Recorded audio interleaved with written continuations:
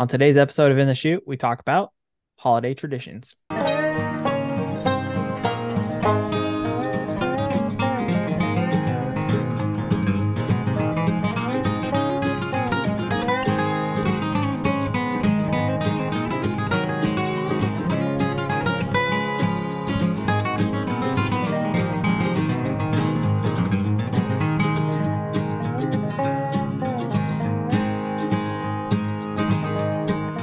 Holiday traditions, the things you always do with the family and the friends that you always care to have around during the most important time of the year.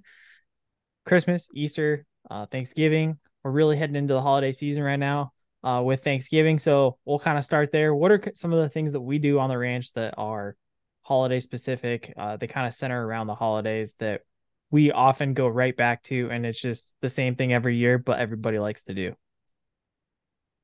Feed, feed cows, feed horses, feed. That's work. That's every day. That's not That's that's not every on the special day. days. Yeah. We'll take a half a day off.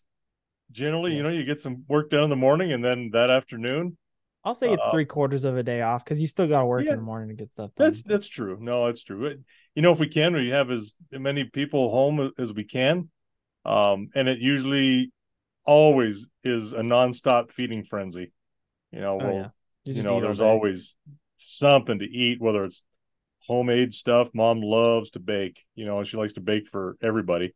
So there's cookies and breads and scones for the morning coffee. And Yep. you sit around and drink coffee in the morning for a little bit, eat a little something like that, go get some work done that we have to get done.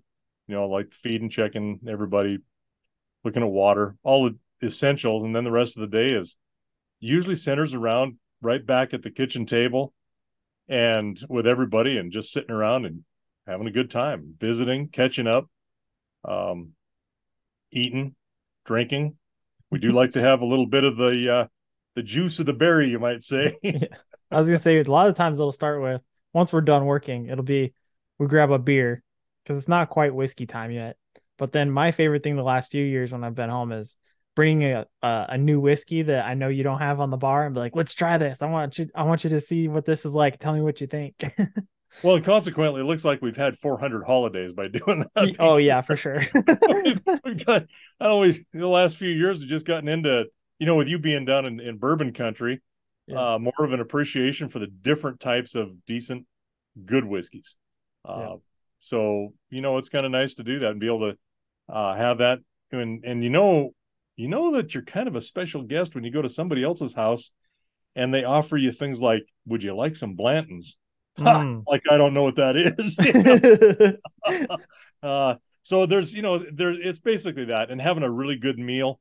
Um, your grandpa, my gosh, it was probably in about 1977, 78, somewhere in there, about 78, uh, come up with and was able to get a prime rib recipe, the recipe, and how to from a chef that he got to know, and that has kind of become a family tradition of a big gathering. You get a big prime rib, and it doesn't Mhm. matter whether it's Christmas, New Year's, Easter, somebody's birthday. They're expensive, but when you got that many people, it's a good way to sit around and enjoy company and it's about meals. It's about eating and having a toddy. Oh yeah. Well, and you say toddy, but like I really enjoy during Christmas time specifically. Uh we are also people of the Nordic persuasion. So we also enjoy mead. And one of my favorite things is actually either mulled wine, which is it's pretty good, but I liked mulled mead, kind of more the elderberry type stuff.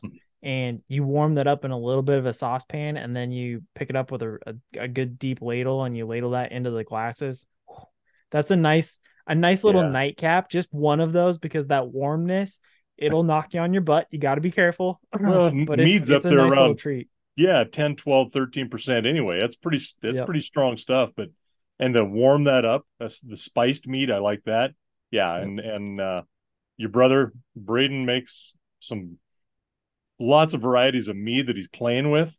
and he's got a We got to couple get of him them to that do are a mold really one now. outstanding. We got Yeah, to he get him. probably would. I mean, he'll play with it. So Gotta talk it's to that kid. kind of fun to see what he comes up with. Yeah. I would say for me personally, I think the prime rib is one of my favorites, partly because I know so many people have had it and said, I want that recipe. And we're like, nope, that's a kind of a secret recipe. Dad didn't even get it first. It was my mom, even Yeah, though, your dad gave it to her before he gave it to me, and he yeah, did it. He looked me right in the eye with this sly look on his face as he hands her the recipe. So he was yeah. just poking me right in the eye about it. But there's only, I think, a couple people that have that recipe. There are a lot of, I should say, kind of knockoff recipes based off of that have been given out to a lot of friends and family. And we'll be like, hey, this is the unclassified one. You can have this, but the secret one's in just a couple hands. Yeah, and it may not make a lot of difference overall, but I've also made a lot of uh the marinade. It's a dry rub is Yeah. what it is, and done the recipe for people and gave it to them. I've done that Yeah. a number of times, a lot of times actually, to different people. So Yeah. No, I agree. Then I don't know, another one that's been a favorite of mine in the past. I know we're going into like the winter holiday season, but one of my favorite meals that you and mom have made before also is one that typically comes out around Easter time, and that's a salmon wrapped in bacon, and that's a wonderful little treat for dinner time. yeah, it's nothing to it. I mean, that's easy, and there's no secret to it. But it's just a No, traditional, yeah. Uh, yeah, we like to do that too. Something a little bit lighter with bacon. I mean, that's sure it's diet food, but that's the way I'm. That's what I call it because we're not eating beef. right. But yeah, we do that. That's another good one. One of the things I really like that my grandpa used to love, and it was a very much a tradition on New Year or on Christmas Eve, was oyster stew, and Oh I yeah. love oyster stew, and there's just something about that and that tradition, carrying that on, that I really enjoy. But I love good oyster stew. I And can do a bowl of that. After that, we're good. I don't need more than that. yeah, I mean it is rich. I mean when you can see the butter floating on top of the Mm. milk, yeah, it's rich. But those are kind of our afternoon, evening meals. Something I do a lot when a lot of people are around, or we got a big crew in the morning. If we're gonna have a big breakfast, is my grandpa's sourdough hotcake Mm. recipe, and I'll make a double batch sometimes, which will I don't know how many hotcakes it makes, but it'll feed a lot of people. And I do that ahead of time, get that batter set, at least 3 to 4 days ahead of time. And I swear to God that yeast works in that stuff so well. It's almost that sourdough is almost like you're having a drink in the morning. It tastes good. It's good stuff. And they're nice. And those are the best part about the sourdough is they're just, to me, they're more filling. Yeah. They feel more dense, honestly, and they make you go through the rest of the day, which is understandable, especially why he would have had them like that. But Oh yeah. Yeah. Well, and yeah, I'd much rather have them than a buttermilk pancake. Those are just yeah, fluffy air. yeah. But yes, I agree. Stick with Well, you.